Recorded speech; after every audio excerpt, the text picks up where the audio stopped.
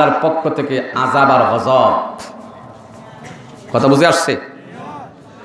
আল্লাহর হাবিব বলেছেন, যেই দেশের ভিতরে ওপেন কনসার্ট হবে, নাচ গান বাজনা হবে, ওপেন উলঙ্গ বেহায়াপনা এগুলার পোস্টারগুলা ছড়ানো হবে, জায়গায় জায়গায় নাচ গানের আসর বসানো হবে, এগুলা আসেনি না নাই? কথা বলেন না কেন আমার ভাইরা? জায়গায় জায়গায় আসেনি না নাই? রাসূল বলেন ওপেন জিনা হবে, মদ জুয়ার আসর হবে, ওই দেশের ভিতরে আল্লাহর পক্ষ থেকে আযাব আর গজব নেমে আসবেই। আমাদের দেশে আযাব হইছেনি, গজব আসেনি? গজব হইতেছেনি। অপহরণ, দর্শন, গুম, খুনাখুনি, মারামারি, কাটাকাটি আসেনি না নাই? আরো জোরে করে আসেনি না নাই? এগুলা কেন? কারণ রাসূল তো আগেই বলে দিয়েছেন। হযরতে বাইজ বুস্তামি রাহমাতুল্লাহি আলাইহি নাম শুনেছেন? বুস্তান শহরে একবার দুর্ভিক্ষ দেখা দিল, এমনভাবে বৃষ্টি পানি বন্ধ হয়ে গেল। প্রখর রোদের কারণে, গরমের কারণে, প্রখর রোদের কারণে জমিন ফেটে চৌচির হয়ে গেছে। বাংলাদেশেও এমন ঘটনা ঘটেছে, পিছনে মুরব্বীরা বলতে পারবেন। কথা বলেন ঠিক না? এই দুর্ভিক্ষের সময় কি করা হয়? দেশে যদি দুর্ভিক্ষ দেখা দেয়, দেশে যদি আপনার কোনো মুসিবত দেখা দেয়, এই মুহূর্তে প্রেসিডেন্টের কার্যালয় থেকে প্রত্যেকটা মসজিদে মসজিদে খতিব সাহেবের কাছে, ইমাম সাহেবের কাছে, হুজুরদের কাছে মেসেজ দেওয়া হয় যে হুজুররা আপনারা দেশের জন্য, দেশের জন্য দোয়া করেন, দেশ অনেক মুসিবতের ভিতরে আছে। কথা বলেন না কেন ভাইরা? দেশের ভিতরে হাহাকার দেখা দিল, সবাই দোয়া চায়, হুজুররা আপনারা দোয়া করেন। কথা বলেন? কি দিয়ে বুঝায়? একটা দৃষ্টান্ত দিই। মনে করেন এই আপনাদের এলাকার নামটা কি? শেরুলবাগ। এই এলাকায় মহামারী রূপ দেখা দিল, কলেরা রূপ দেখা দিল। এখন জকিগঞ্জ থানার থেকে 10 ডজন পুলিশ আনলেন, 10 ডজন র্যাব আনলেন, 10 ডজন সিলেট থেকে আপনার আর্মি আনলেন। এই 30 ডজন মিল্লিয়া আপনারা এলাকাবাসী বললেন আপনারা এক কাজ করেন, ব্রাশ ফায়ার করেন আর কলেরা রোগ দূর করেন। এখন আর কিছু কর না, রোগ দূরব। যারা ব্রাশ ফায়ার করতে আইব এদেরকে আগে কলেরা রোগ ধরবো। জোরখান ঠিক কিনা? এই মুহূর্তে আলেমদের কাছে যান, হুজুররা আপনারা দোয়া করেন, খতম পড়েন, খতমে ইউনুস পড়েন, খতমে খাজেগান পড়েন, খতমে বুখারী পড়েন, খতমে নারিয়া পড়েন। আল্লাহু আকবার, কত যে খতম!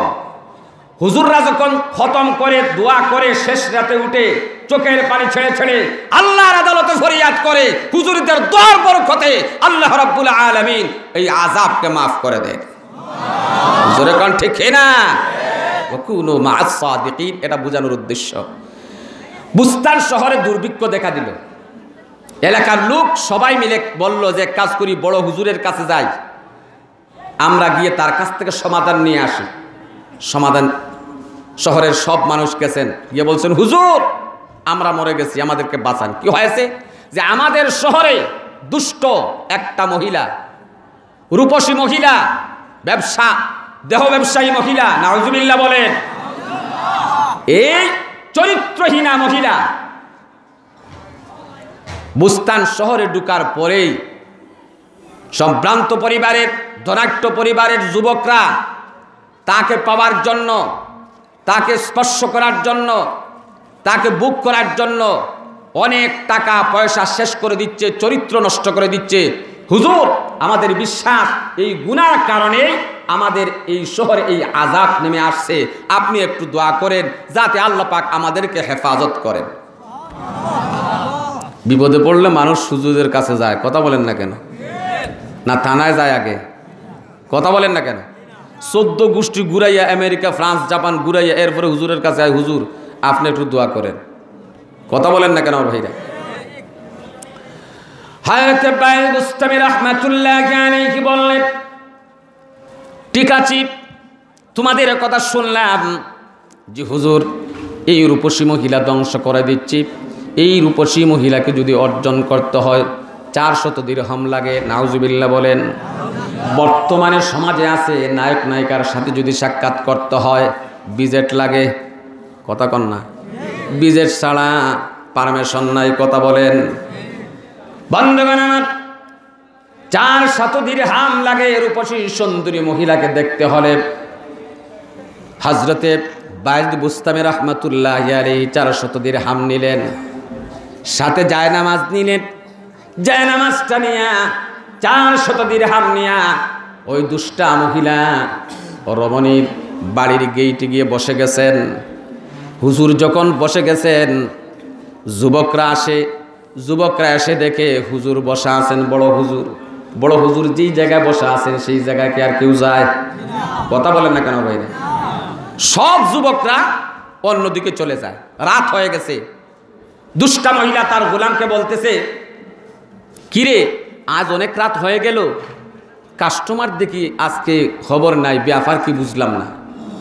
অন্যান্য দিন তো আমার ঘরে কাস্টমারের ভিড় লেগে যায়, আজকে দিকে একটাও নাই, যা তো দেখে আয় কি হয়েছে। বাহিরে গিয়ে দেখে তার গোলাম, এই দুষ্টা মহিলার চাকর গিয়ে দেখে একজন দরবেশ তার গেইটে বসা আছেন। সুবহানাল্লাহ বলে। গোলাম তো আর জানে না উনি এত বড় বুজুর্গ, এত বড় ওলি। কথা বলেন না কেন? গোলাম গিয়ে বলতেছে, দরবেশ এখানে কি করতেছে? আল্লাহর ওলি কিছু বললেন না। সে ভিতরে গিয়ে তার ম্যাডামকে বলতেছে, ম্যাডাম আজকে দরবেশ দেখছি আপনার গেইটে বসছে, এর দেখি আর যুবকরা এদিকে আয় না। দুষ্টা মহিলা বলতেছে, যাও গিয়ে বলো দরবেশদের এখানে কোনো স্থান নাই, এখানে রেট অনেক চওড়া। নাউজুবিল্লাহ বলেন।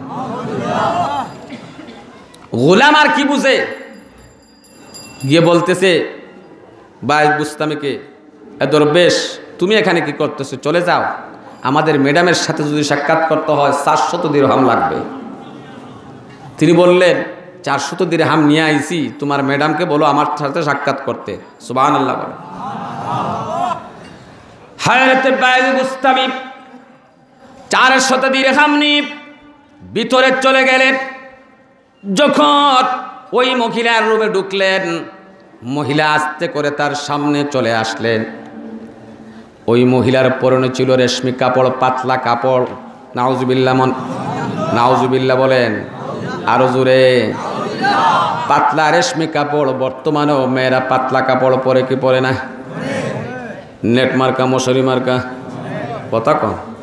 দুনো হাতে নেট লাগাইছে, মশারি লাগাইছে, দেখছেন? আলহামদুলিল্লাহ। ইন্ডিয়ার বর্ডার উঁচা নিচা সবগুলা দেখা যায়, অসুবিধা হয় না। কথা বলেন না কেন?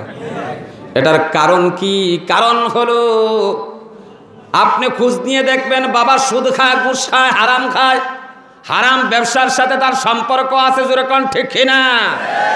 আমার ভাইরা এবার আসুন, হযরত বাইদ বুস্তামি রাহমাতুল্লাহি আলাইহি বললেন, মা এই নাও 400 দিরহাম হাতে নিয়েছেন। বাইদ বুস্তামি বললেন, আমি যা বলবো তোমার শুনতে হবে। দুষ্টা মহিলা বলতেছে, হ্যাঁ এখন আমি আপনার হয়ে গেছি, আপনি যা বলবেন তা মানব, আপনি যা বলতে। বুস্তামি বললেন, মা তোমার এই পাতলা কাপড় পরিধান করে আমার সামনে এসেছো, আমি এটা পছন্দ করি না। তোমার এই রেশমি পাতলা কাপড়টা পরিবর্তন করে দাও, ঘাড়ো একটা সাদা কাপড় পরে আসো, অজু করে হাত মুখ ধুয়ে আমার সামনে চলে আসো। আরো জোরে কন। মহিলা বাইদ বুস্তামি রাহমাতুল্লাহি আলাইহির কথা শুনল। আল্লাহর ওলিদের তাওয়াজ্জু, এই যে বলা হয় তাওয়াজ্জু, জোরে কন ঠিক কিনা? আমার ভাইরা, আল্লাহর ওলি তাওয়াজ্জু দিলেন। আল্লাহর বান্দি ভিতরে গেল, অজু করে সুন্দর করে চলে আসলো। আল্লাহর ওলি বাইদ বুস্তামি রাহমাতুল্লাহি আলাইহি নিজ হাতে তার জায়নামাজটা বিছিয়ে দিলেন। আরো জোরে কন। আল্লাহর ওলি বাইদ বুস্তামি বললেন, মা এই জায়নামাজে দাঁড়ায় যাও। মহিলা জায়নামাজে দাঁড়িয়ে গেল। আল্লাহর ওলি কি করলেন? আল্লাহর ওলি সাজদায় পড়ে গেলেন। আল্লাহর ওলি সাজদায় গিয়ে বলতেছেন, আল্লাহুম্মা ইয়া মুসাররিফাল কুলুব সররিফ কুলুবানা আলা তাআতিক, আল্লাহুম্মা ইয়া মুকাল্লিবাল কুলুব সাব্বিত কুলুবানা আলা দীনিক আল্লাহুম্মা আরিনাল হাক্কা হাক্কান ওয়ারযুকনা ইত্তিবাআ ওয়া আরিনাল বাতিলা বাতিলান ওয়ারযুকনা ইজতিনাবা। আকাশ বাতাস মুখরিত হচ্ছে, আল্লাহর ওলির ফরিয়াদ কান্নায় ভেঙে পড়েছেন। আল্লাহ, তুমি ইচ্ছে করলে মুহূর্তের ভিতরে অলিকে তুমি বলি দিতে পারো, আবার পীরকেও অলি, তুমি সুরকেও অলি বানাইতে পারো। কথা বলেন ঠিক কিনা? ডাকাইতকেও অলি বানাইতে জোরে কোন পারেন কিনা? আয় আল্লাহ, এই গরিবত কাজ থেকে তোমার বান্দিকে আমি জায়নামাজে উঠিয়ে দিয়েছি। এখন একমাত্র তুমি হেদায়েতের মালিক, তুমি হেদায়েত করতে পারো। আয় আল্লাহ, মেহেরবানি করে তুমি তাকে হেদায়েত নসিব করে দাও। মুহূর্তের ভিতরে আল্লাহর ওলির দোয়া আল্লাহর কাছে কবুল হয়ে যায়। আমার ভাইরা, এই মহিলাটা আল্লাহর ওলির পায়ে ঝড়িয়ে ধরেছে, হুজুর মাফ করেন, ভুল করেছি, যা করেছি অন্যায় করেছি, কথা দিলাম জীবনে আর এমন ধরনের কোনো দিন আর কাজ করব না।